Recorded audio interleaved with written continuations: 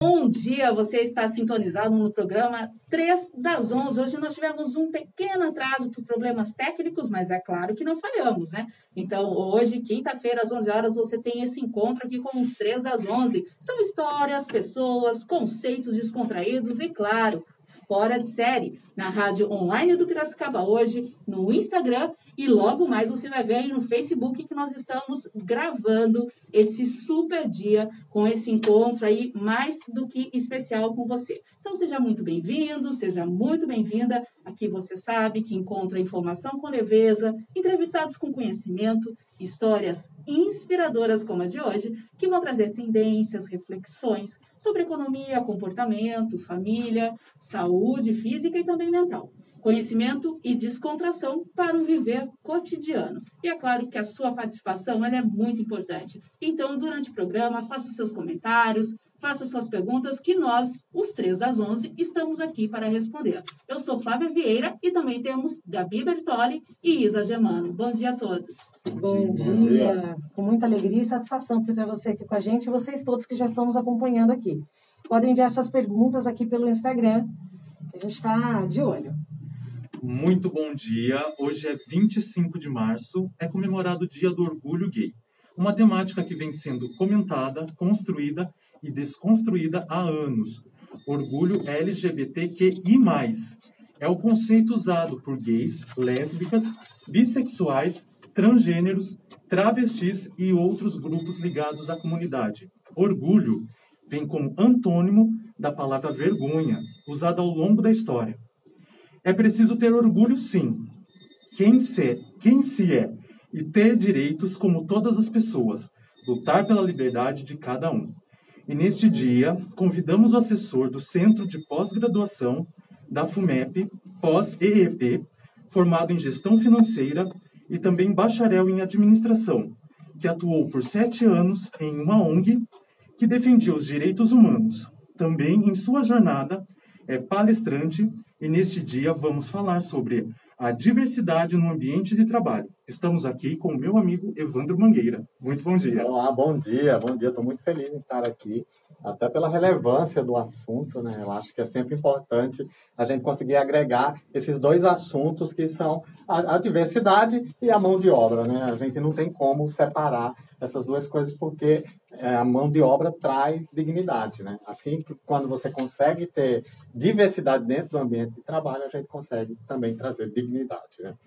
Fico muito feliz em estar aqui. Quero agradecer a FUMEP, né, por ter cedido o horário para que eu pudesse estar aqui às 11 horas, que hoje com um pequeno imprevisto de 11h15, 11h20, mas faz parte, né? Então, eu estou aqui aberto, se vocês vão fazer uma jornada de perguntas. Um bate-papo descontraído, certo? Então, vamos lá. Olha, e você também faça suas perguntas, os seus comentários no Instagram, que a Gabi Bertoli está aí bem atenta e nós vamos te responder. Com certeza, vocês sabem que é muito importante essa interação para nós. Evandro, adotar uma política de diversidade e inclusão nas empresas, né, além de ser uma questão ética, a gente percebe que é uma medida que traz muitos benefícios. Eu vi algumas pesquisas, entre elas num blog do Fortes Tecnologia, que diz que quando a diversidade ultrapassa 30% do número de colaboradores de uma organização, é claro que essa empresa ela tem algo mais criativo, realmente ela tem a leveza que a gente fala tanto aqui do nosso programa, né? Diante disso, como hoje está a inserção da chamada política pública da diversidade dentro das organizações? Certo. Bom, vamos lá. Primeiro, a gente precisa pontuar alguns números aqui para a gente entender o que é diversidade. Porque a gente trata sempre a palavra como minoria e isso dá uma conotação muito errada. Porque minoria parece que são poucos, quando na verdade não são. Essa minoria, ela significa minoria de direitos. É um grupo de pessoas que tem os seus direitos diminuídos. Então, a princípio, a gente tem que já começar a entender de quem que a gente está falando. Quem é essa diversidade? Eu trouxe alguns números aqui do IBGE, só para a gente apresentar. Nós temos, se falar de etnia, nós temos 42% de pessoas brancas. Isso foi entre 2012 e 2019, segundo o IBGE.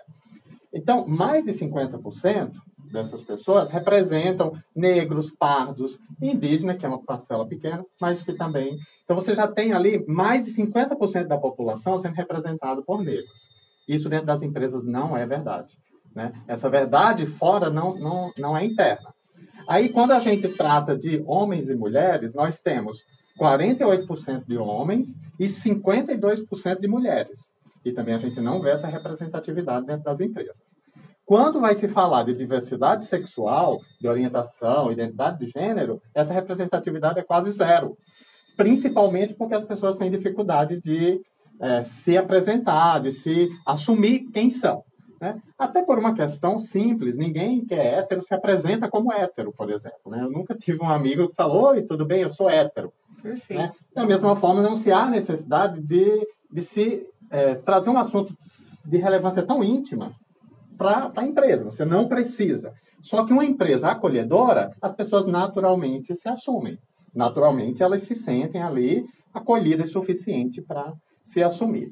Aí, se você pegar todos esses números e você somar a uma situação específica, por exemplo, de uma mulher trans negra, e se ela for pobre, então, você imagine que posição que ela se encontra dentro de uma empresa, né? A gente tem números alarmantes aqui de representatividades. Olha, por exemplo, nós temos aqui que mulheres representam 22% da mão de obra dentro das empresas. Só que apenas 14% de cargos de relevância dentro da empresa, daqueles cargos de decisão, de tomada de decisão. Pessoas negras representam 6,3%, numa população de mais de 50%. Desses, de tomada de decisão, apenas 4%. É pirâmide invertida, né? Exato, totalmente. Não há como se falar de inclusão social sem falar de inclusão dentro da mão de obra, dentro do trabalho. Né? Não existe. Enquanto a gente estiver discutindo outras políticas e não estiver colocando essas pessoas dentro porque o trabalho dignifica. Sim. Né? O salário que você recebe no final do mês, você paga ali. Né? Se o assunto estiver ficando um pouco... me interrompa, por favor. Você enxerga uma evolução, até mesmo humana, em todo esse processo? Porque, assim, a gente sabe que existe um fator cultural envolvido, uma educação familiar, até gerou uma polêmica recentemente, eu vi rodando, né, nas redes sociais, uma conversa entre o Big Brother, que é um reality show com muita audiência, tá? E na verdade, houve uma polêmica que chegou aí, né, em várias mídias até, abordando bastante essa questão. E eu achei interessante, porque daí eu falei, eu vou acompanhar, que eu quero ver de perto.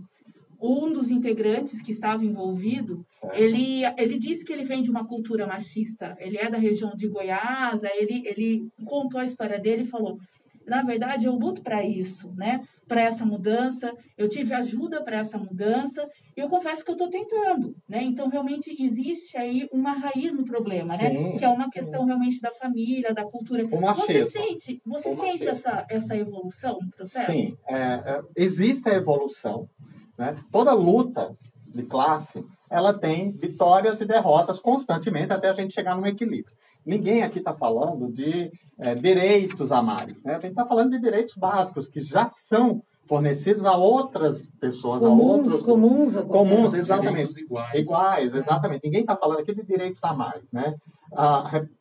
Respondendo, sim, existe uma evolução, mas também existe um retrocesso político, né? A gente vive um momento de turbulência, né? Nós temos aí os nossos representantes com um pensamento absurdo, né? E sem falar que temos também ali, como representante, homens héteros de meia idade, né? Homens brancos héteros de meia idade. Então, eles não podem falar pelos jovens, eles não têm como falar pelos LGBTs, eles não têm como falar pelos negros, e muito menos pelos pobres. É uma questão lógica, né? Que daí é a importância da representatividade dentro da empresa. Com relação ao machismo, eu acho muito bom salientar que o machismo, na minha opinião, é o cerne de todos os outros preconceitos. É verdade. Né? Quando você vai xingar um gay, geralmente você xinga de mulherzinha. Como se fosse mulher algo ruim. Exato. E se fosse no diminutivo, pior ainda. Então, não é só ser mulher, é ser mulher na sua significância, que é a delicadeza.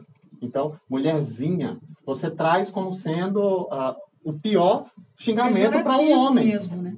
Eu me lembro de um episódio em que eu fui chamado de mulherzinha e eu agradeci ao agressor, porque as mulheres que eu conheço me representam. elas são símbolos de luta, de guerra. Eu tenho mulheres na minha casa, minha mãe, minhas 2 irmãs, eu tenho mulheres que eu admiro e que me chamar de mulherzinha não é nenhuma ofensa, eu até agradeço, porque eu conheço muitas mulherzinhas aí porreta. Né? E fico feliz de tê-las como exemplo. Então, e quando você chega no mercado de trabalho, que você consegue chegar, que já é bem difícil. Sim. O processo de seleção aí já é complicado, a gente tem um discurso muito bonito, mas uma prática ainda muito ineficiente, né? Primeiro, assim, para uma lei pegar, falando em diversidade, não somente com relação à comunidade LGBTQI+. Só fazendo uma ressalva, essa sigla ela muda constantemente e é necessário que ela mude, porque é uma sigla inclusiva. Então, algumas pessoas falam, nossa, por que tem tanta letra? Porque ela está sempre aceitando mais pessoas, e é assim que seja, né? É assim que as coisas devem ser. Exatamente. Né? Inclui sempre. Só que não foi terremoto. Estamos em Piracicaba, não tem isso aqui, tá? Eu vi até esses dias, eu li sobre empresas que estão fazendo a seleção, o processo de seleção, com o vídeo à distância e com o vídeo desligado, a câmera desligada. Eu achei isso sensacional. Porque você consegue não ter os seus preconceitos ali? Chamada cegas, né? É isso, as cegas. Eu acho perigoso. O que você acha? Eu acho perigoso. Eu acho que a gente tem que ter a capacidade de perceber o outro como humano. E distinguir as suas qualidades das suas outras características. Sim, mas enquanto a gente não tem... Porque a gente está falando que não tem. Então, né? Eu acho que a gente tem que separar em 2 pontos. Aqui. Isso é um assunto... Né? Porque, geralmente, a gente fala do problema. Sim. O problema qual que é? A gente não tem representatividade dentro das empresas. Sim. Então, vamos tratar das soluções. Né? A gente precisa ter essa representatividade. E daí, como que a gente consegue isso? A primeira coisa é distanciando aquilo que você acha que define a pessoa. Porque, por exemplo, eu sou vegetariano.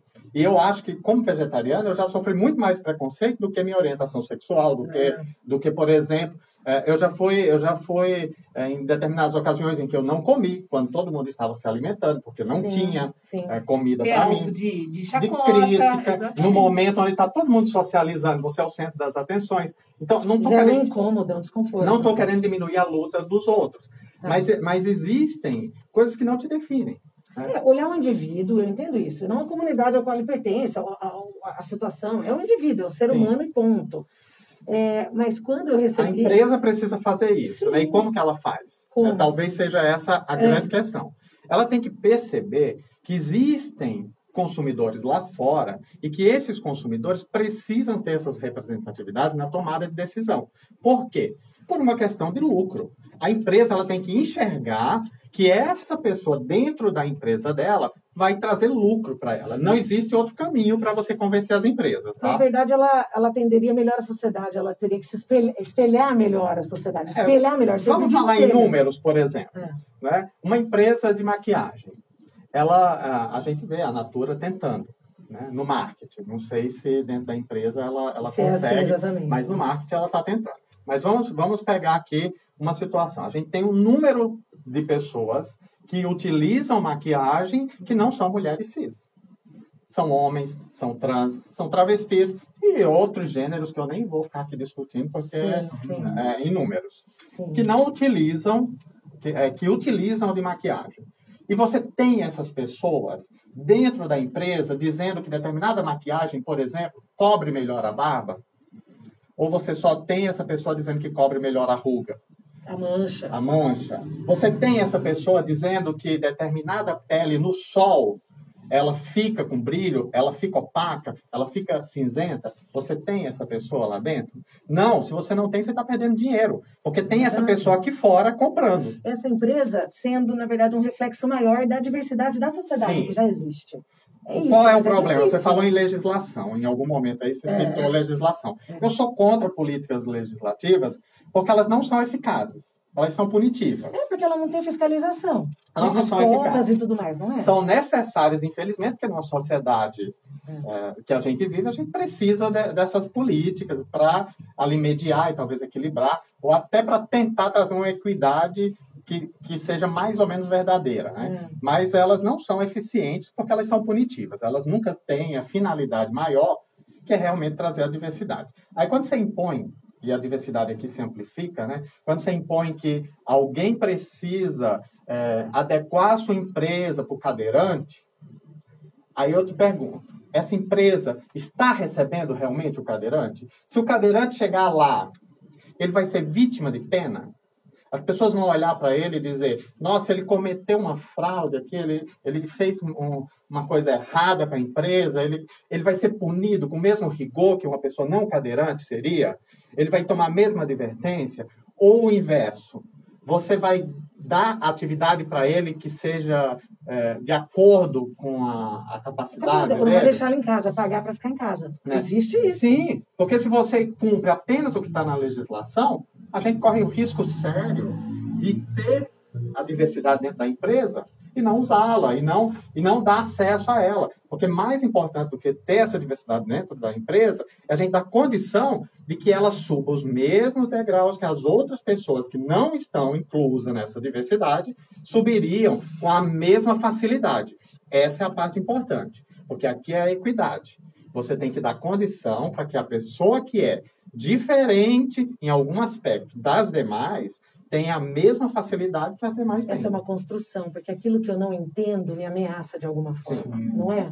É uma construção do indivíduo, aquilo que a Flávia falou vem da base familiar da nossa educação. O preconceito ele vem do medo, né? Para começar, já a gente fica receoso com aquilo que eu não conheço. E quando a gente fala de preconceito, mesmo em questão da sexualidade, e por que isso instiga tantas pessoas, né? Por que dois homens têm uma relação, duas mulheres, ou dois homens e uma mulher, enfim, né? A sexualidade, ela sempre traz essa questão do medo, porque é o desconhecido. A gente fala bastante da questão homofobia, racismo, Nunca se discutiu tanto e nunca se teve tanto, né? Exato. É assustador. O que é ótimo ao mesmo tempo, né? A mudança é muito grande, né, gente? Sim, Isso é uma sim. resistência à mudança. E a gente falou até no nosso primeiro programa a questão da mulher, do corpo, são situações, são pautas que, se a gente... Que nem eu conheço o Evandro já há mais de 10 anos. A nossa realidade Não revela hoje... a idade, não. Mais de 10 anos, gente. As pulgas aparecem aqui, mas... Eu ainda continuo jovem, eu sempre vou ser mais jovem que você. Tudo bem. Mas tudo bem. A gente já se conhece há um tempo e nós vivemos uma realidade, vamos dizer assim, há 10 anos atrás, totalmente diferente de hoje. É como se a gente vivesse no bueiro da sociedade, né? A gente precisava se esconder, se esquivar, os famosos armários da vida, né? Sim. Que hoje, eu não vou dizer assim, é mais fácil para a comunidade. Não sei se é mais fácil, mas existe uma abertura maior, uma clareza maior, uma oportunidade maior, porém ainda velada, eu acredito, por conta do preconceito, dos requisitos do machismo, toda aquela coisa, né? E, enfim, uma coisa que eu acho que é extremamente importante quando a gente fala em questão de trabalhos, né? E a representatividade, enfim. Trabalhos, oportunidades. Às vezes, né? Às vezes sempre, as pessoas que se parecem diferente, né? São diminuídas em questões de trabalho. Então, assim, o homem gay só pode trabalhar em salão. Não que não seja um trabalho digno, né? Mas é um trabalho digno. A gente conhece donos de salão, profissionais do ramo de beleza extremamente competentes, enfim, não estou Você julgando queria isso. dizer assim que alguns cargos, algumas profissões são mais, entre aspas, aceitas. Exatamente, aceitas. Então, assim, eu posso ter um amigo que é dono de salão e ele trabalha lá, para mim, tá tudo bem. Mas ele ser CEO de uma empresa... Ou um CEO, ou até mais íntimo. Eu não posso ter uma babá homem, uma babá mulher trans. Então, assim, a sociedade ainda enxerga isso como uma violência. Nossa, eu vou deixar o meu filho com uma mulher trans. Sabe o que tem aqui? O dado, mais de 90% dos transexuais brasileiros hoje tem como única oportunidade a prostituição. Sim. Exatamente. Aí a relevância do que eu falei, né? Inclusive, eu vou tratar aqui de uma solução que eu acho que eu posso apresentar um caminho aí para essa comunidade. Concordo plenamente com o Isaías. Os gays foram vistos por muito tempo, e eu sou aí de uma geração antiga de lutas de rua, né? Então, é outro momento da história. E foi visto por muito tempo como o palhaço da corte, como aquela pessoa legal, como aquela pessoa engraçada, aquela pessoa acolhedora, Até aí aquela pessoa que aceito, né? cuida. É isso eu digo para todo mundo que é porque eles não me conhecem, porque eu sou extremamente mal-humorado, chato pra caramba. Então, se você quer quebrar todos os seus preconceitos com relação à comunidade LGBT, me conheça, porque eu não sou a representatividade do que as pessoas esperam. E é interessante até a sua fala inicial, que eu falei, vou fazer depois, mas encaixa aí. Quando você disse, nós não queremos ser superior a nada, porque infelizmente é essa visão quem é de fora tem. Ah, eles querem ser mais do que eu. E você no começo já apontou isso. Nós não queremos ser superior a ninguém, né? Ninguém quer. É uma sociedade justa, é uma sociedade onde todos têm os mesmos direitos, ou pelo menos os mesmos acessos aos direitos, que já é uma vantagem, e também onde esses direitos são respeitados de forma digna. É simples assim. Claro que uma sociedade perfeita a gente nunca vai ter, porque existem sempre interesses aí obscuros, né, que nos regem. Mas eu acredito, Isaías, que a mão de obra, o trabalho em si, ele realmente restaura a dignidade de uma forma quase espetacular. E daí eu vou te dizer o que eu acho. Eu já permeei diversos caminhos profissionais, eu já trabalhei com algumas pessoas em diversas áreas e eu dou uma assessoria para pequenas empresas, voltadas principalmente para MEI, microempreendedor, e esse grupo que é hoje um número gigante, crescente aí, até por questões econômicas, é igual a reciclagem de latinha, né? Nós somos o país que mais recicla, mas não é por uma razão econômica, não é ecológica. Ninguém tem um pensamento ecológico, é apenas econômico. Então, o MEI está crescendo por uma questão econômica. As pessoas estão desempregadas, elas precisam trabalhar. Mas ela é uma ferramenta boa de se inserir na sociedade como indivíduo. E daí eu acho que realmente caminha. As pessoas que se identificam aí por afinidade ou por qualquer outra coisa, com profissões ditas femininas ou com profissões ditas masculinas, dependendo aí da ponte que você se encontra nessa regra da diversidade, talvez, né, por uma questão de afinidade de gênero, alguns gays se sintam mais confortáveis em profissões mais femininas. Não é muito o meu caso, por exemplo, que eu sou apaixonado por ferramenta, né? Então eu não posso ver ferramenta que eu saio comprando. Justamente foge um pouco ali do que as pessoas esperam de alguém gay, por exemplo. Mas eu acho que sim, elas podem, né, procurar esse tipo de alternativa, se assim desejarem, se assim se sentirem confortáveis, como diz Caetano, né? Cada um sabe a dor e o desejo a delícia de ser o que é, né? Então, sim, cada um sabe a dor que é e como é prazeroso fazer o que faz, né? Só que eu acho que existe uma solução ali. E que eu gosto muito de trabalhar com as soluções, porque os problemas todos os dias caem no nosso colo. E como empreendedor, eu sempre digo que eu sou uma pessoa que soluciona problemas. Quando alguém me pergunta, o que você faz? Eu falo, eu soluciono problemas. Porque todos os dias me chegam muitos problemas e eu estou todo dia resolvendo eles, né? Então, eu acho que sim, a solução uma parte da solução do problema, ele permeia as empresas enxergarem que essa diversidade dentro de sua empresa representa uma mão de obra consumidora, que a empresa hoje, por não tê-la dentro, é incapaz de atender essa demanda. Sim. Esse é o primeiro ponto. Não reflete a sociedade atual. Sim, não reflete. E o segundo são as pessoas LGBTs, as pessoas que eu não vou nem falar os LGBTs, eu vou falar, no geral, todo mundo que se sente excluído dessa oportunidade de trabalho.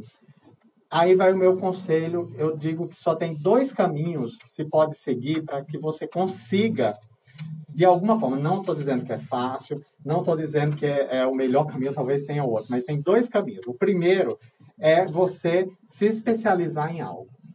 Certo? Você tem que procurar um nicho que você gosta, você busca, não precisa ser o cabeleireiro, mas se for o cabeleireiro está tudo certo, né? Mas você procura um nicho ali que você se identifica e tenta ser o melhor naquilo, porque isso vai passar por cima de qualquer outra característica sua. Eu acredito. Eu acredito sim. Eu acredito.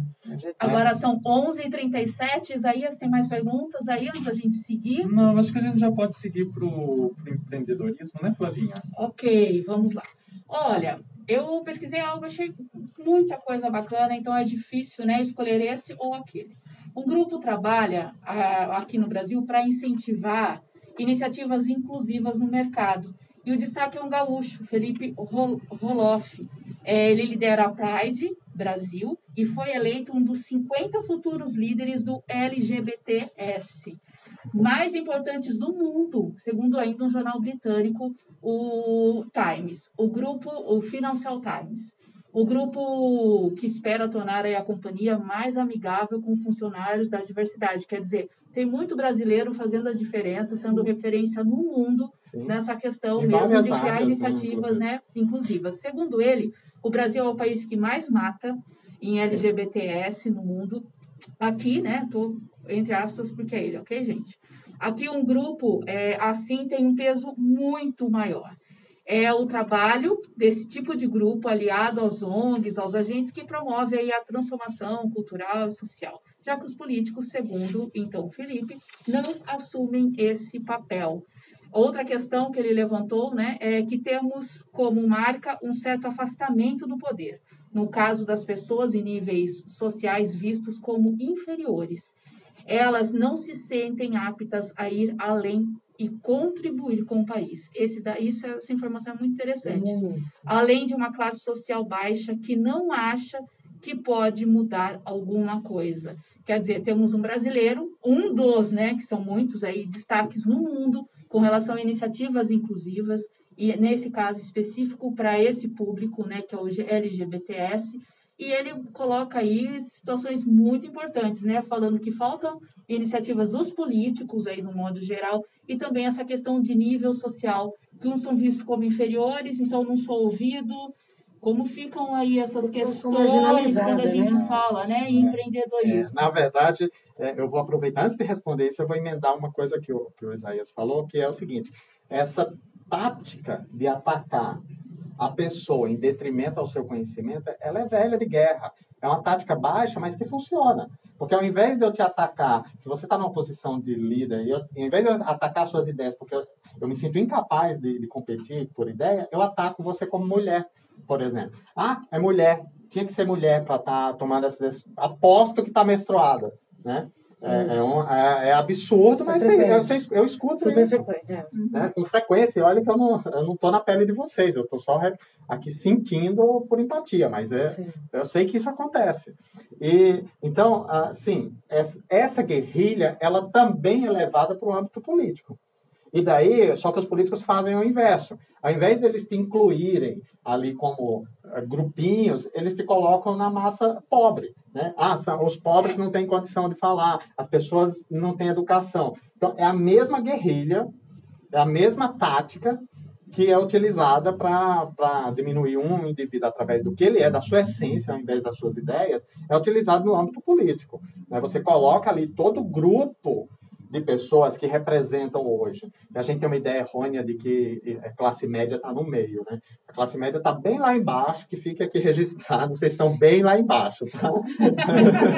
Reforça, estamos bem lá embaixo. Está bem lá embaixo, está mais perto dos pobres do que dos ricos. Então, a palavra média dá a ideia de que está na metade. Aí você pega todo esse grupo de 90%, aí, eu não tenho os números exatos, mas com certeza ultrapassa a casa dos 80% da população, e você diz para eles que eles não têm capacidade de decisão, que eles não podem intervir na política, que eles não podem dizer o que lhes cabem como direito, o que lhes cabem como conquista, o que são seres, que tipo de seres humanos são esses. Sabe, você coloca essas pessoas nessas posições e daí você vai retroalimentando isso de tal maneira que elas próprias estão dizendo isso. Que você escuta pessoas dizerem, de política eu não entendo nada. Esse assunto aí de novo no jornal, eu não quero ver. Nossa, mas aquilo como uma verdade. Como uma verdade, como se elas fossem incapazes de decidir. Só que se você pergunta a qualquer pessoa, e aí a gente esbarra em outro preconceito, que é o preconceito linguístico, quando você se depara com uma pessoa dessa, e se você pergunta para ela, ela sabe o que ela quer. Ela quer arroz, feijão, ela quer educação para o filho dela. Ela pode não dizer educação, ela pode dizer escola. Ela pode dizer, eu quero escola para o meu filho. Diploma. Ela pode dizer, vocês têm um diploma. Né? Mas ela sabe o que ela quer. Se você perguntar a qualquer pessoa, mesmo essa pessoa não tendo acesso aos meios de educação formais, mesmo elas não tendo acesso à cultura que é elitizada, mesmo elas não tendo acesso à informação que lhes é roubada, Sim. Mesmo elas não tendo acesso a nada disso, elas sabem o que querem. Sim. Elas podem não saber, talvez com a mesma relevância de diálogo que a gente está tendo aqui, né? De usar de oratória. Tem uma participação aqui. Vamos lá, claro. Flávio Salgueiro, ele comenta, né? Falou tudo. O importante é se valorizar através da excelência em algo, alguma atividade. E temos 2 exemplos presentes. Vocês. Muito obrigado. Flávio, né? Flávio, obrigada pela participação. Eu tenho que agradecer o Flávio, porque o Flávio é nosso fã, né? Ele é tanto fã da Maturá, quanto fã do nosso 3 das 11 aqui. Então, Flávio participa Obrigada, sempre. viu, pelo Flávio, carinho. um abraço, viu? Obrigada, Flávio. Só para a gente finalizar rapidinho aqui essa parte de empreendedor, agora são 11h43, né? Há muitos empresários de sucesso mesmo nesse segmento, nesse chamado nicho de mercado, né, público e tudo mais. Pequenas empresas e grandes negócios cada vez têm mostrado e incentivado muito mais. Um deles é o Hair Perukes Brasil. Ele ganhou destaque no segmento e também entre as blogueiras, né? A Giovana Ubenck, a Pablo Vittar. Então, quer dizer, ele foi para um nicho de mercado, no fim, a proposta foi tão bem aceita, né, nessa questão dos mega hairs, as perucas e tudo mais, que outros artistas, né, que não se enquadram no LGBTs, eles acabaram também se identificando e gostando. Então, é um segmento muito vasto, isso confirma muito a fala do Evandro inicial, né, dizendo que é um mercado que só vem crescendo. Bom, e aqui nós estamos hoje, né, com o assessor do Centro de Pós-Graduação da FUMEP, pós-EEP, formado em gestão financeira e também bacharel em administração, que atuou 7 anos em uma ONG que defendia os direitos humanos. Também em uma jornada, ele é palestrante, o Evandro Mangueira, que está tendo aí muita história boa para contar para a gente. Agora é com você, Gabi. Eu vou para o comportamento, para o meu quadro. Totalmente o comportamento, Gabi. Só que dessa vez, um assunto que a gente combinou que traríamos diversos temáticas e coisas que estão acontecendo por aí aqui para o programa, além da temática do dia, da entrevista. E dessa vez eu vou falar sobre saúde mental na pandemia. Ótimo. Que é um dado que eu achei bem interessante aqui, que os especialistas alertam que resiliência tem limites. Eu concordo. Mas tem algo muito bacana nesse estudo, né? Assim, a gente sabe, morre um senador, morre um porteiro, morre um familiar, o vizinho, né? Não há como a gente não se afetar com o que está acontecendo ao nosso redor. 300 mil mortes, né? Exatamente, 300 mil. Não há vagas nos hospitais, as vacinas demorando, parece que agora vão engrenar, tomara que assim seja. O dinheiro cada vez mais curto, menos comida para as pessoas, então tudo isso afeta a gente, né? Falar em saúde mental num cenário tão desanimador pode levar à conclusão, a gente assim que observa, que não faz estudo nenhum, que só observa, de que as pessoas estão ficando doentes, né? Desenvolvendo doenças por conta dessa questão toda que nos rodeia. Mas não é isso que diz o estudo. Não é isso. 2 pesquisas recém-divulgadas mostram, na verdade, que somos mais resilientes do que se imaginava. Óbvio que há impactos esperados e compreensíveis no bem-estar da gente, né? Só que eles não se traduzem necessariamente em mais doenças. Não houve aumento no número das doenças, como depressão, que é considerada uma doença, por conta da pandemia, nesse 1 ano de análise, né, desse estudo. Esse estudo é da Universidade de São Paulo, da USP. Uma das revisões, né, que é publicada no Psychological Medicine, avaliou 25 estudos com mais de 72 mil pessoas, quer dizer, uma coisa bem abrangente. Então, em geral, houve um aumento discreto na intensidade dos sintomas de ansiosos, intensidade de sintomas de quem já tinha depressão, mas não um aumento do número de diagnósticos de doenças psiquiátricas. E no começo, lá no início, né, gente, ano passado, o que se mais previa era isso. Mais pessoas com depressão, mais pessoas, o suicídio. Esse estudo já coloca isso por terra. Diz que o lockdown não causou suicídio, os números se mantiveram. Então, assim, porém, eles concluem o estudo, apesar de não termos mais doenças, e já temos passado aí 1 ano dessa loucura que a gente está vivendo. Houve, claro, piora nesses sintomas de ansiedade, piora em sintomas, as sensações, nossas sensações, mas aí é diferente de caracterizar uma doença, né? Num dia eu estou triste, no outro dia é uma questão de tristeza, alegria, momentos a gente oscila, penso que vocês também. Eu, pelo menos, hoje acordei chorando, né? Já estou sorrindo. O terapeuta que lute. Os terapeutas que lutem, né? Só que são sintomas transitórios, né? Eles podem melhorar quando uma mãe é vacinada, quando sai alguma notícia melhor aí no jornal e tudo mais. Quando muda o presidente. Ai, meu Deus do céu, nem fale. Aí é uma festa, sem aglomeração. A gente faz uma festa online. Gabi, eu acho que assim, eu não sou terapeuta, né? Mas eu faço terapia. Já tem uns 2 anos aí. Comecei antes da pandemia. E eu converso muito com o meu terapeuta sobre essas questões, né? Nós temos um ritmo de vida, antes da pandemia, muito mais agitado, né? Aquela coisa. Sim. A gente precisava estar em foco, precisava ir aqui, correr aqui para lá, e de repente a gente se vê numa piscina de água morna. Você cai ali e você fica boiando naquilo, sem perspectiva de vai ficar gelado ou vai ferver essa água, né? Então, mais ou menos acontece isso. Talvez não se tenha um aumento, né, por conta da baixa frequência da loucura que a gente tem do cotidiano, né? Mas a tristeza, sim, ela é mais presente na nossa vida. Porque a gente acaba ficando naquela boia, né? Fica lá mergulhando naquela água, vendo o tempo passar e às vezes nem tendo a noção que o tempo passou.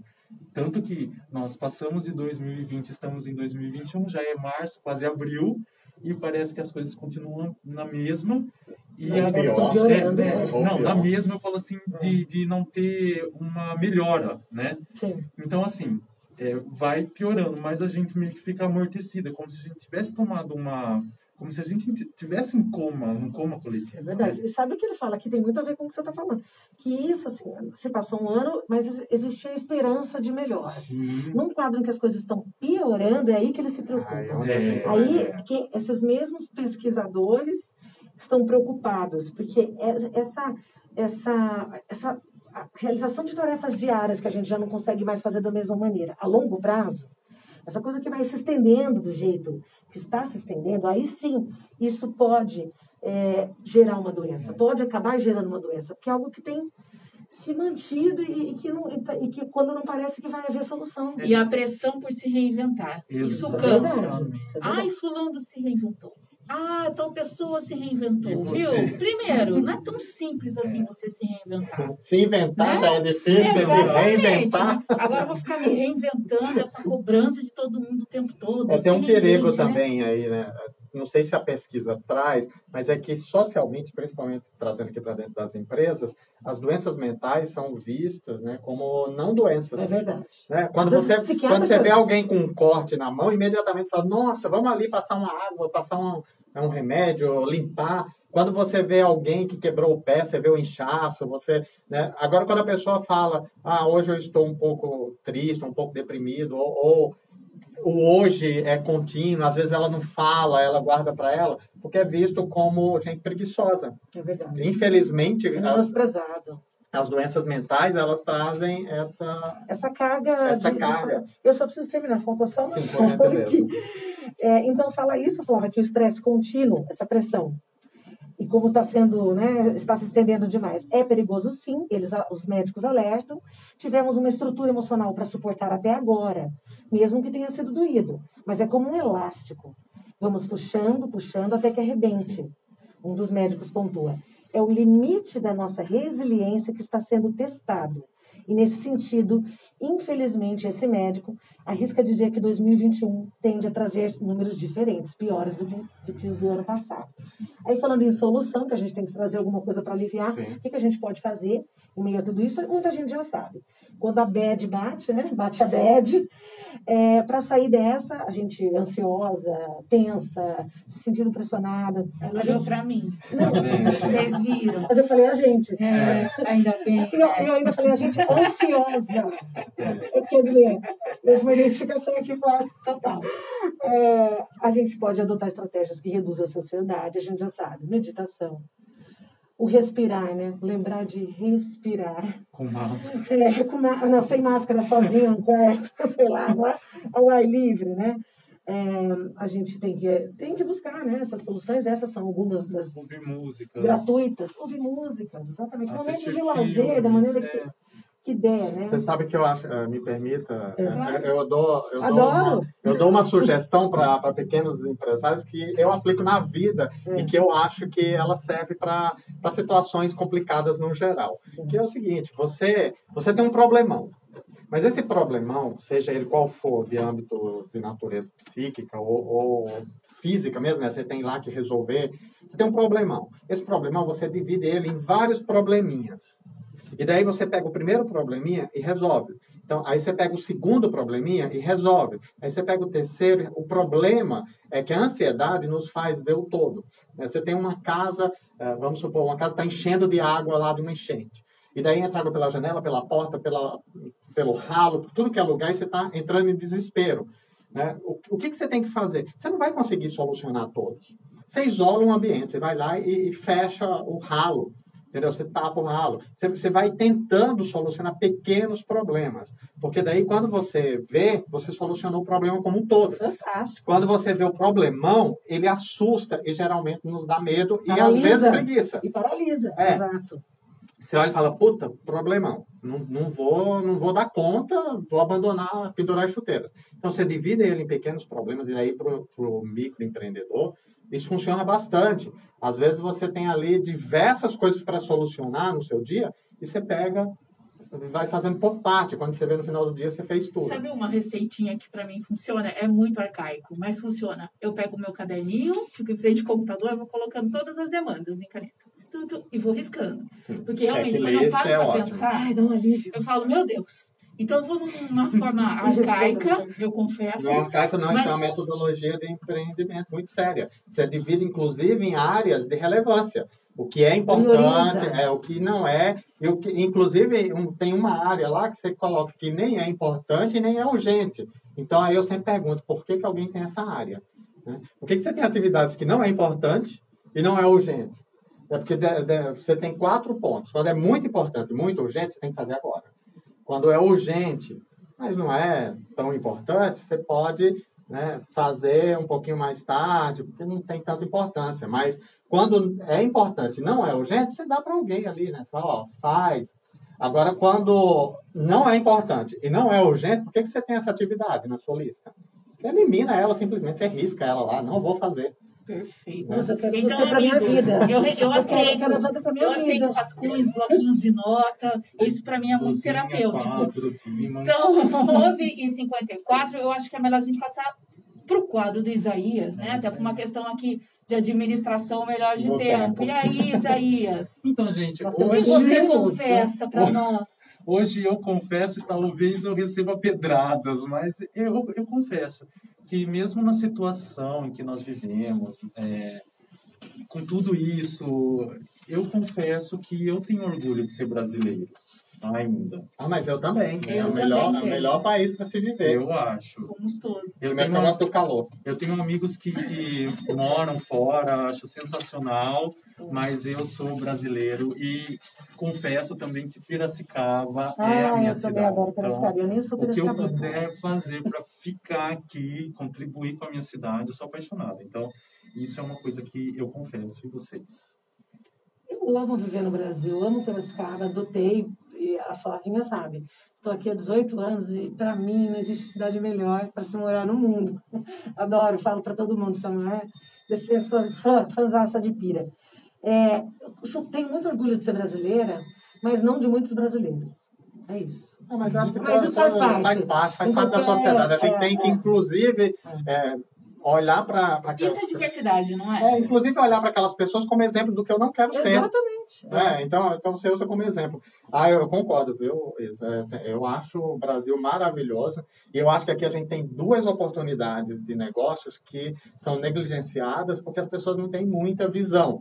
Que a primeira é, os ruins fazem sucesso aqui. Por quê? Porque não tem gente boa. Então, se você é um cara que se especializa em algo e vai lá e investe o seu tempo em ser o melhor naquilo que você faz, com certeza você vai ganhar espaço, porque tem gente ruim ganhando dinheiro, gente que não sabe fazer, que está fazendo de qualquer jeito, que não tem um pós-atendimento, que não sabe...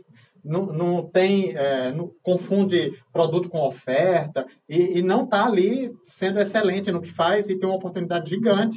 Se você for um pouquinho bom, você já ganha um espaço. Se for excelente, então, você está ali no topo. E o segundo, que os brasileiros são considerados, aí não sei se todo mundo aqui, a audiência sabe, mas os brasileiros são considerados como pessoas que solucionam problemas o tempo inteiro, porque a gente vive na corda bamba. Todo dia a gente está com problema. Maestria. Então, quando você chega lá fora, que as empresas são cheias de protocolos, né, que você tem protocolo para tudo, que você pega uma caneta, tem um protocolo de como você tem que pegar essa caneta, como você tem que descartar, tem protocolo para tudo. O primeiro problema, as pessoas não sabem fazer solução, e geralmente é um brasileiro que vai lá... cheio de jogo de cintura. Porque nós somos bons em gambiarra, né? Eu sou gambiarrista, eu adoro fazer gambiarra. E tem isso, né? Nós somos pessoas que solucionam problemas com facilidade, sem nos estressarmos, sem levar aquilo para casa, muitas vezes. Então, eu acho que a gente tem duas oportunidades no Brasil que são gigantes. E daí, por isso que eu também sou apaixonado pelo Brasil. E tem muito brasileiro fazendo muita história, sendo reconhecido em outros países também, né? Sim. Então, eu também, Luísa, eu tô contigo, viu? E às vezes a pessoa se submete a fazer coisas fora que ela não faria no próprio país. Né? A gente tem isso também. Né? Tem gente que vai para fora, se submete a trabalhar em situações que as quais ela não trabalharia no Brasil. Né? Então, talvez se ela não salve as devidas proporções, né? Valor da moeda, condição, tudo. Mas existe, né? Aqui no Brasil. Tem qualidade de vida mesmo, segurança. A pessoa às vezes não tem a oportunidade aqui, vai conseguir um pouquinho mais de sossego financeiro lá. Mas trabalhando esse sua consideração aí também me deixa sempre uma pulga atrás da orelha. Aqui é tudo difícil. Chega lá, faz muito mais do que faria aqui, né? Mas tudo bem. Talvez porque às vezes é recompensado financeiramente, que no Brasil não é. Aí daí você tem que levar em consideração. Quantas 1000 horas os caras trabalham lá? Sim. Né? Aqui tem uma CLT, aqui a gente tem coisas que... Uma babá, por exemplo, acho que a gente uma babá. É prestação de aqui, serviço. lá ela consegue ter uma vida que não é uma sobrevida. Que aqui ela vai viver com uma condição bem mais complicada. Por causa da nossa cultura de exploração. Exatamente. Bom, agora vamos então para Gabi. Um quadro, gente. Vem com isso toda vez. Quadro. Gente, eu não sabia Ela desse veio quadro. ela vem pra deixar a gente nervoso. Evandro, prepare-se. Você Não, se você não se sentir à vontade, acho difícil. Você fala de tudo, fala super bem, está super preparado para falar de qualquer assunto, principalmente desse. A gente sabe, né, faz o que, uns 10 dias que o Vaticano diz que sim. não abençoará uniões entre pessoas do mesmo sexo. E algo que anteriormente o Papa já havia abençoado. Né? E dito, mais ou menos. Ele sinalizou que a igreja acolheria, mas que não. Mas são coisas distintas. Eu já posso começar a falar? Pode. Né? São coisas bem distintas, eu acho que é importante a gente separar. Primeiro, eu preciso dizer aqui, né, eu não sou católico, mas eu tenho uma admiração gigante pelo Papa Francisco. Eu acho que a Igreja Católica nunca foi tão bem representada. Fica aqui a minha opinião sobre o Papa Francisco. Ele é e aliás, eu uso o nome social de Papa Francisco, defendendo aqui os nomes sociais. Né? Papa Francisco é uma pessoa muito, muito especial aqui para a igreja. Eu acho que não tinha momento melhor do que esse para aparecer um Papa como esse. Tá? Mas fica aqui a ressalva de que eu não sou católico, eu tenho minhas críticas contra a igreja católica, acho que ela errou muito no passado, e infelizmente o Vaticano é conservador. Né? Eu acho que eles poderiam se preocupar com a pedofilia, que seria uma coisa muito mais relevante para tomar conta agora. Do que isso? Eu acredito. Processo, quando acontece isso, uma coisa dessa sempre acaba aqui. Sim e não. Eu vou te dizer o seguinte: existem igrejas inclusivas. Existem igrejas que te aceitam. Eu, particularmente, não faço parte de nenhuma religião que tem por premissa não me aceitar. Respeita aquele que se autoflagela e aceita. Isso é livre, né? Você vai lá e diz, ai, nossa, é mais ou menos assim, mas eu vou ficar aqui mesmo, porque pior é estar lá fora. Tudo bem, cada um que carrega a cruz que lhe cabe, né? Que lhe acha necessário. Mas eu, particularmente, não fico em ambientes que não me aceitem plenamente.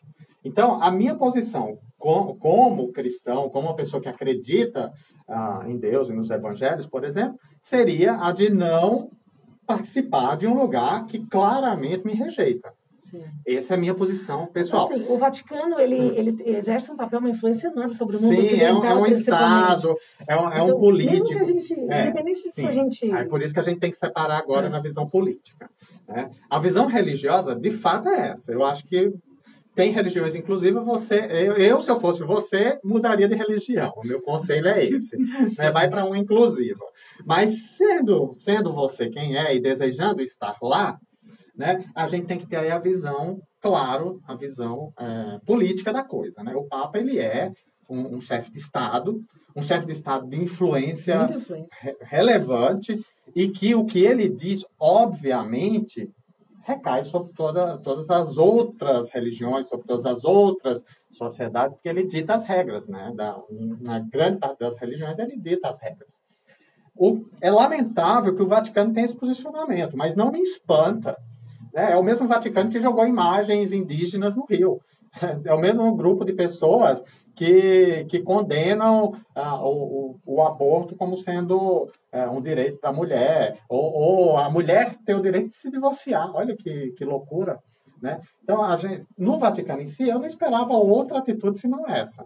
Né? O Papa Francisco, ele assinou essa carta, se eu não me engano, com concordância. Sim. Até porque, né? Coitado dele, eu imagino, se eu que estou aqui fora pressão, sofro as pressões da Igreja Católica, imagina ele que está lá dentro, né? Mas eu só gostaria de deixar essa ressalva. Como líder religioso, eu acho que ele é uma pessoa extremamente competente, extremamente adequada para o momento. O Vaticano em si, eu tenho muitas críticas com relação ao Vaticano, e eu acho que ele é tão vítima de toda a situação como nós somos. Agora, claro, né, ele poderia ali chutar o pau da barraca e se posicionasse assim o quisesse. O posicionamento de muitas pessoas que seguem e que são católicas e respeitam, claro que você pode ser católico e discordar disso aqui. Mas como é a realidade de muitos, hein? Muitos discordam do como o uso da camisinha, né? Eu não conheço nenhum católico que não use camisinha. Mas fica parando no ar a coisa do pecado. Porque eles falaram em pecado. Mas eu acho que a Igreja Católica, se ela seguir a Bíblia, ela não está errada.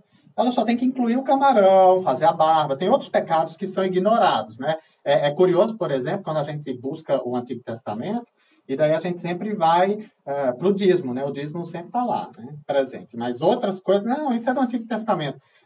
Eu acho que não tem problema em você utilizar um livro como referência para a sua religião, e no livro existe claras posições contra a homossexualidade. Existe. Na Bíblia tem alguns pontos. Mas tem outros pontos também. Qual é o problema? É que a gente seleciona para escolher ali para a igreja o que é mais conveniente. Né? Quais são as bandeiras que eu quero lutar? Né? O que é considerado ultrapassado e o que é considerado atual? O que é considerado relevante? Eu acredito que o Papa Francisco deva ter feito uma negociação para ele poder assinar isso daí. Provavelmente é uma negociação política, eu não vejo de outra forma. Ele sinalizou muitas vezes acolher a comunidade, inclusive tem foto dele com trans, com travestis. Mas a questão do casamento em si que é o que pega. Eu não acho que a igreja seja obrigada, sinceramente. Eu acho que também. Eu como católico, eu não acho que a igreja é obrigada a fazer casamento. O casamento que importa pra gente é aquele que garante direitos, e esse é o civil. E que infelizmente foi preciso ser através da justiça e não dos nossos legisladores incompetentes. Eu deixo registrado aqui, porque nunca abriram brecha para isso, né? Mas teve que partir do judiciário. Eu só queria dar uma complementada aí. Como católico, como né? católico, né? E como gay também, mas, enfim, eu vejo a questão política muito forte, né? Então, eu acredito que, posso estar errado, mas depois, quando eu tiver com os meus 70, 100 anos, vocês me falam, né? Hoje, a igreja acolhe os casais de segunda união, né? Não se faz o casamento, mas acolhe, né? Por quê? Nós vemos que tem muito mais casais de segunda união do que de primeira. Então, seria uma queda no rendimento. Há uma necessidade. Então, talvez o católico. Talvez. Há uma esperança política, né? Então, assim, o pecado ele é muito complexo, né? Porque tem o Antigo Testamento, mas depois vem Jesus falar que a gente precisa amar, né? Ele derruba o Velho Testamento e fala, olha, a gente sai da lei e vive pelo amor. Só que será que a gente consegue viver pelo amor? Então essa é uma pergunta que eu vou deixar para vocês. Isaías, estamos aí terminando né, o nosso 3 das 11, fica o seu espaço para aquela dica especial e cultural. É isso aí, gente. Então, assim, como nós estamos, né, no Dia Nacional do Orgulho, e eu venho mais uma vez dar dicas de filmes, porque eu acredito que visualmente a gente consegue, às vezes, sentir alguma coisa diferente, né? Primeiro, é um que não estava na minha pauta, mas eu vou incluir aqui, que eu acabei de lembrar, que é o filme Minha Mãe é uma Peça, 1, 2 e 3, né? Também pela questão do Paulo Gustavo, que tá em coma, tá hospitalizado, né? Então fica aqui todo o nosso respeito e vibrações boas para que ele se recupere. Por que eu pensei nesse filme agora, enquanto a gente estava conversando, nesses filmes? É um filme muito representativo para muitos filhos e muitas mães e muitas famílias. Então, assim, muita gente se assumiu para a família depois de ter assistido o filme, né? Os filmes. O poder então, da arte, da cultura, né? O poder da arte e tal, né? Então, é muito interessante. E um outro filme também, para a gente refletir, é um filme extremamente forte, né? Que chama Orações para Bob. Vou ler aqui a sinopse dele rapidinho. Mary Griffith, com a Sigourney Weaver, é uma devota cristã que cria os seus filhos com ensinamentos conservadores da igreja presbiteriana. Bob, Ryan Kelly, um dos seus filhos, confidencia aos irmãos mais velhos que talvez seja gay. O mundo muda. O mundo muda a vida da família inteira quando Mary descobre. Todos da família lentamente entram em acordo com a homossexualidade de Bob, menos a mãe, né, a Sigourney Weaver, que acredita que Deus pode curar o filho quando querendo agradá-la, né, o filho, ele faz tudo o que a mãe pede, mas fica cada vez mais depressivo e então decide sair de casa. Esse é um filme que eu assisti quando lançou, se eu não me engano, é de 2009, né? É um filme extremamente, assim, reflexivo, porque você que é mãe, né, que é pai, que você tem um filho gay, lésbica, trans, independente, assista esse filme. É muito importante. É uma ficção, mas também é a realidade de muitas pessoas. Mesmo que a gente não saiba que tem. Exatamente. Né? Eu posso fazer só um parênteses rapidinho? Eu acho que tem uma coisa que deve ser muito considerada, né? Tem bastante gente, acho que tem até uma música, né? Você culpa os seus pais, né? Mas tem muita gente que não percebe que existe um tempo de adequação ali para você arranjar suas ideias.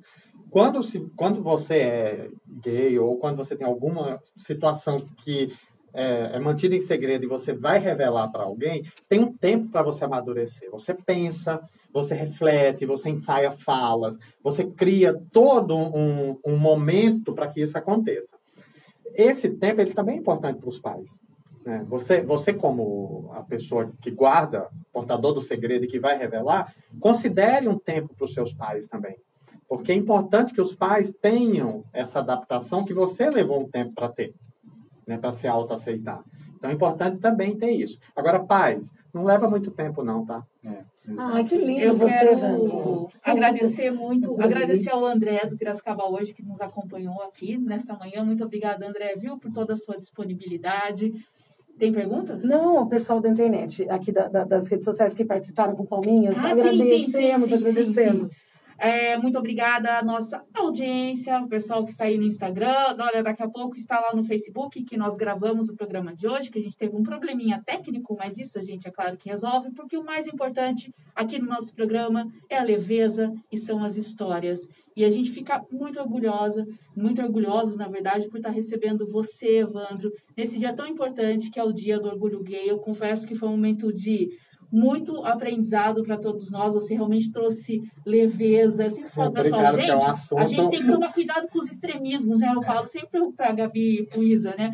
E você trouxe um assunto muito importante, extremamente polêmico, com uma doçura, né? Então, muito obrigada, Gabi. Obrigada, Isa. Obrigada mesmo, Evandro. Continue com as nossas lutas, né? Porque ela não é só sua, ela é nossa também. E que a gente realmente, gente, tenha mais afetividade, tenha mais amor. Eu lembro de uma novela, hoje eu tô bem em Globo, hein? Mas só que não, gente. Que reprisou recentemente o caso de uma trans. Achei fantástico, tal. E teve essa não aceitação a princípio, que demora, é um processo de construção. E eu lembro muito bem da fala do pai. Ele disse assim: a sua mãe ama muito vocês. Então a afetividade vai aproximar. E eu acredito no amor, de fato. Eu acredito que a afetividade, o amor, ele transforma, né? Então a gente está precisando disso, desses sentimentos muito positivos. Hoje, mais do que nunca, né, no momento de pandemia, e realmente pais, né, ouçam os seus filhos, conversem com os seus filhos. E filho é amor, né? Filho é uma bênção na vida da gente. E respeitem as escolhas, as opções, enfim, né? Aquilo realmente que eles querem. E a gente tem que pensar nisso, né? O que faz ele A feliz? gente quer só vê-los felizes. E esse é acho que é a principal pergunta. Isso te faz feliz? Né? Se isso te faz feliz, é isso. Obrigada, Evandro. Obrigada a todos. Obrigado, Obrigada, gente. Obrigada pela participação aqui. Beijo para todos aqui que estão comentando. Beijos. Evandro, super obrigada, André. Até o próximo, né? Até a próxima quinta. Quinta-feira, às 11 horas, às 3 das 11. Evandro, acho que você quer falar alguma coisa, hein? Quero agradecer. Eu sou falante, gente, eu sou falante. Eu quero agradecer e me dispor aqui sempre que vocês precisarem, tá? E também aí para perguntas, se tiverem, podem me mandar no e-mail, que eu terei o prazer em responder. Estou sempre à disposição aí para o que vocês precisarem. Eu acho que é um assunto que dá muito pano para manga, né? Muito. Verdade. Tem todo um arco-íris de assunto. Tem. É isso aí. Bom dia para todos e até a próxima. Bom dia, pessoal. Até quinta-feira. Tchau, tchau. Ai, Evandro, É eu isso? adorei. Eu também adorei. Nossa, eu comecei a pensar em todos os Imagina. temas. Isso é muita coisa. Tem pra falar. bastante A gente assunto.